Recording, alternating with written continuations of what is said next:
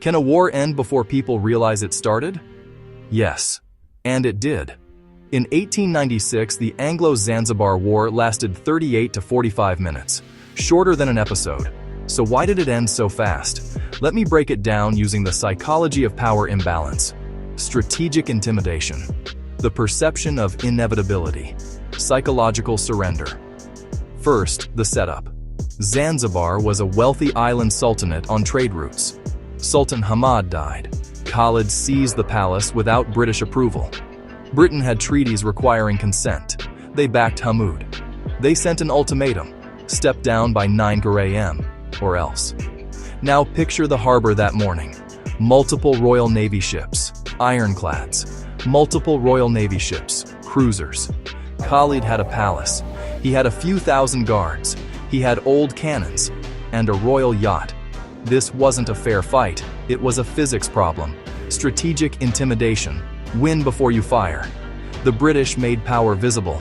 Steel hulls, naval guns aimed at the palace, Marines ready to land. They announced the time, they announced the terms, and they announced the consequence. That creates a psychological frame. We're in control. You have minutes. Perception of inevitability. Humans react to forecasts. Diplomats had telegraphs. Consuls coordinated with ships. Khalid's side saw a machine that had already started moving. At 9:02 a.m., the palace didn't lower its flag. The Royal Navy opened fire. Within minutes, the palace was in flames. Artillery positions smashed. The Royal Yacht Glasgow sunk in the harbor. British casualties, reportedly 1 injured sailor. Zanzibari casualties, in the hundreds. Psychological surrender. Resistance no longer feels meaningful. Khalid fled the palace. Without leadership, defenders lost cohesion. The flag came down. By the time the smoke cleared, Hamud was installed.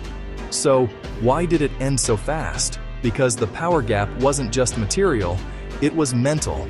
Strategic intimidation narrowed the decision space. The perception of inevitability turned a choice into a countdown. Psychological surrender happened when resisting no longer seemed to change the outcome.